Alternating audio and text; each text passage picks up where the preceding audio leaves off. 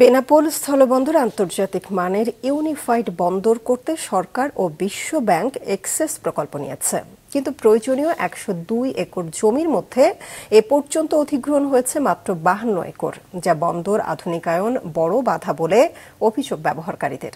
Jessore reporter Rahul রায়ের পাঠানো তথ্য ছবিতে ডেস্ক রিপোর্ট।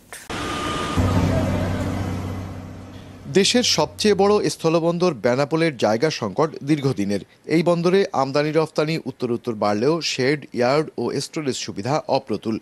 গাড়ি ঢোকার জায়গা কম হয়, পণ্য ওঠানামায় সময় লাগে বেশি। এই সংকট দূর করতে বেনাপোল, ভোমরা ও বুড়িমারি বন্দর উন্নয়নে ৩৫০০ কোটি টাকার এক্সেস প্রকল্প হাতে নেওয়া হয়েছে।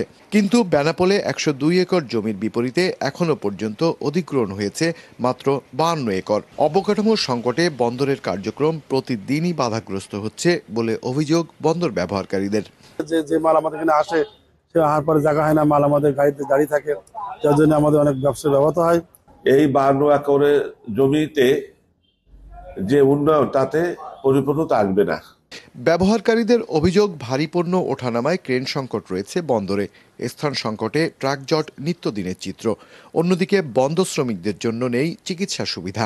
শ্রমিক যদি অসুস্থ হয় বা কোনো দুর্ঘটনা ঘটে তাহলে তাদেরকে আমাদের দীর্ঘ পথ পাড়ি দিয়ে যশোরে যেতে হয়।